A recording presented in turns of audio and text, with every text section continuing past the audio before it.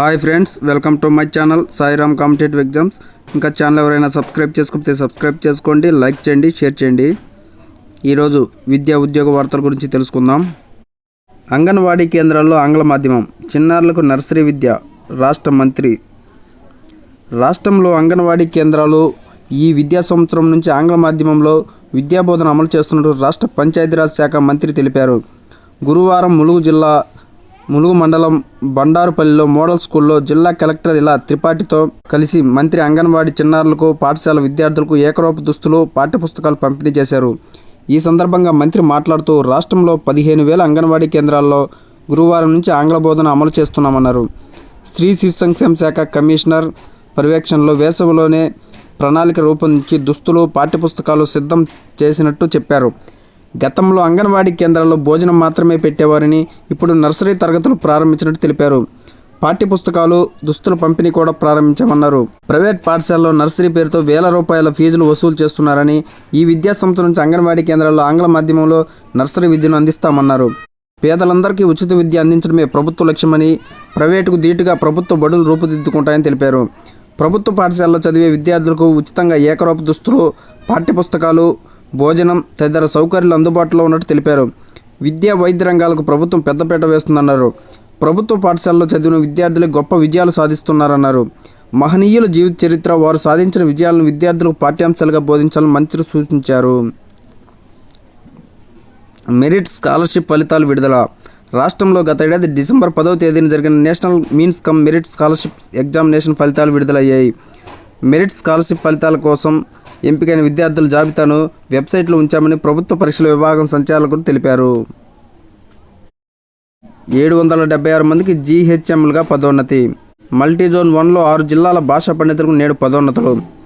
Multizone 2 పరిధిలో 14 జిల్లాల్లో ZP ఉన్నత పాఠశాలలో పనిచేస్తున్న 776 మంది స్కూల్ అసిస్టెంట్లకు గెజిటెడ్ ప్రధానోపాధ్యాయులుగా పదోన్నతి లభించింది. ఈ మేరకు గురువారం పాఠశాల విద్యాశాఖ అధికారులు ఉత్తర్వులు జారీ చేశారు. గత ఏడాది ఈ జోన్ పరిధిలోని ప్రభుత్వ ఉన్నత పాఠశాలలో పనిచేస్తున్న 143 మందికి జీహెచ్ఎంలుగా పదోన్నతి కల్పించారు. తర్వాత న్యాయ వివాదాల కారణంగా పదోన్నతుల ప్రక్రియ నిలిచిపోయింది. తాజాగా సీనియారిటీ ఆధారంగా 776 మందికి పదోన్నతులు కల్పించారు. వారందరూ కొత్త పాఠశాలలో గురువారమే బాధ్యతలు చేపట్టారు. న్యాయస్థానాల నుంచి స్టే వస్తే పదోన్నతులు మళ్లీ పెండింగ్లో పడతాయేమోనన్న ఆందోళనతో ఉపాధ్యాయులు ఆగమాగాల మీద బాధ్యతలు తీసుకున్నారు. మరోవైపు మల్టీజోన్ 1లో 19 జిల్లాలు ఉండగా వాటిలో 6 జిల్లాల్లో భాషా పండితులు, పీఈటీలు, స్కూల్ అసిస్టెంట్లుగా పదోన్నతి ఉత్తర్వులు శుక్రవారం జారీ చేయనున్నారు. ఎడ్జిటీలు కూడా పదోన్నతి దక్కనుంది.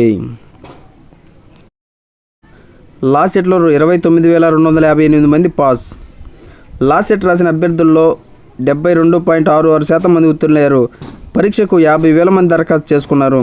జూన్ 3న జరిగిన పరీక్ష సుమారు 40,000 మంది హాజరు కాగా అందులో 29,258 మంది కౌన్సిలింగ్ ద్వారా కన్వీనర్ కోట సీట్లు పొందేకు అర్హత సాధించారు. నేడు టీజీ ఐసెట్ ఫలితాలు విడుదల. రాష్ట్రంలో 2024-25 విద్యా సంవత్సరంలో ఎంబీఏ, ఎంసీఏ కోర్సుల ప్రవేశాలకు నిర్వహించిన టీజీ ఐసెట్ 2024 ఫలితాలు శుక్రవారం మధ్యాహ్నం 3:30 గంటలకు విడుదల కానున్నాయి. పీజీ ఈసెట్కు 90% మంది హాజరు. రాష్ట్రంలో ఎంటెక్, ఎంఫార్మసీ, ఎంఆర్ కోర్సుల ప్రవేశానికి గత 4 రోజుల నుంచి నిర్వహిస్తున్న పీజీ ఈసెట్ ఆన్లైన్ పరీక్షలు గురువారం ముగిశాయి. మొత్తం 22,712 మంది దరఖాస్తు చేసుకోగా వారిలో 20,626 మంది పరీక్షలు రాశారు. గ్రూప్ 1 ప్రిలిమ్స్ ప్రాథమిక కీ మాస్టర్ ప్రశ్నపత్రం. ఒక ప్రశ్నకు మాత్రం ఒకటి కన్నా ఎక్కువ సమాధానాలు. రాష్ట్రంలో గ్రూప్ 1 ప్రిలిమ్స్కి సంబంధించి ప్రాథమిక కీతో పాటు మాస్టర్ ప్రశ్నపత్రాన్ని టీజీపీఎస్సీ అందుబాటులోకి తీసుకొచ్చింది. వీటిని తెలుసుకునేందుకు TGPSC ID, hall ticket number, mobile number, ఓటీపీని నమోదు చేయాల్సి ఉంటుంది. మొత్తం 150 ప్రశ్నలకు ప్రాథమిక సమాధానాలు పొందుపరిచింది. మాస్టర్ ప్రశ్నపత్రంలో 17వ ప్రశ్నకు ఒకటి కన్నా ఎక్కువ సమాధానాలు సూచించింది. జెనోసైడ్ కన్వెన్షన్గా పిలిచే జాతి విధ్వంస నేరం నివారణ శిక్ష 1948 పరిధి ఉన్న సంస్థ ఏదనే ప్రశ్నకు అంతర్జాతీయ న్యాయస్థానం లేదా అంతర్జాతీయ క్రిమినల్ కోర్టు 2 సమాధానాలు సరైనవేనని పేర్కొంది. అభ్యర్థులు మాస్టర్ ప్రశ్నపత్రం, ప్రాథమిక కీపై అభ్యంతరాలను ఈ నెల 17 వరకు నమోదు చేసేందుకు అవకాశం ఇచ్చింది. ఓఎంఆర్ డిజిటల్ ప్రతి లేకుండానే ప్రాథమిక కీ విడుదల చేయడంతో అభ్యర్థులు కొంత ఇబ్బంది పడ్డారు. గతంలో అభ్యర్థులు ఓఎంఆర్ సమాధాన పత్రాలన్నింటినీ స్కానింగ్ చేసి అందరి హాజరు వివరాలు నమోదు చేసుకున్న తర్వాతే ప్రిలిమినరీ కీ ఇచ్చేవారు. వెబ్సైట్లో అభ్యర్థుల వ్యక్తిగత లాగిన్లో ప్రాథమిక కీ, ఓఎంఆర్ పత్రాలు డిజిటల్ ప్రతి అందుబాటులో ఉండేవి. వీటితో వారు స్వీయ మూల్యాంకనం చేసుకుని మాస్టర్ ప్రశ్నపత్రంతో సరిచూసుకొని తమకు వస్తున్న మార్కులపై అంచనాకు వచ్చేవారు. తరువాత ప్రధాన పరీక్షలకు సన్నద్ధమయ్యేవారు. ఈసారి ఓఎంఆర్ డిజిటల్ ప్రతి లేకుండానే స్వీయ మూల్యాంకనం చేయడంపై కొంత ఇబ్బంది పడ్డారు. ప్రశ్నపత్రంలో మల్టిపుల్ జంబ్లింగ్ ప్రశ్నలు, జంబ్లింగ్ సమాధానాలు ఉంటాయని, పరీక్ష రాసేటప్పుడు ప్రశ్నపత్రాల సమాధానాలను గుర్తించడం నిబంధనలకు విరుద్ధమని గుర్తు చేస్తున్నారు. ఓఎంఆర్ డిజిటల్ ప్రతి ఇచ్చి ఉంటే స్వీయ ముదింపై స్పష్టత వచ్చి ఉండేదని తెలిపారు. వెబ్సైట్లో వెటర్నరీ అసిస్టెంట్ సర్జన్ పోస్టుల ఖాళీల వివరాలు. పశుసంవర్ధక శాఖలో veterinary assistant surgeon class AB పోస్టుల ఖాళీల వివరాలను కమిషన్ తన వెబ్సైట్లో పొందుపరిచింది. మొత్తం 185 పోస్టులకు ఉద్యోగ ప్రకటన వెలువడింది. సర్కారు ఉద్యోగాల్లో మహిళలకు సమాంతర రిజర్వేషన్ అమలుకు ప్రభుత్వం జీవో నెంబర్ 335ను జారీ చేసింది.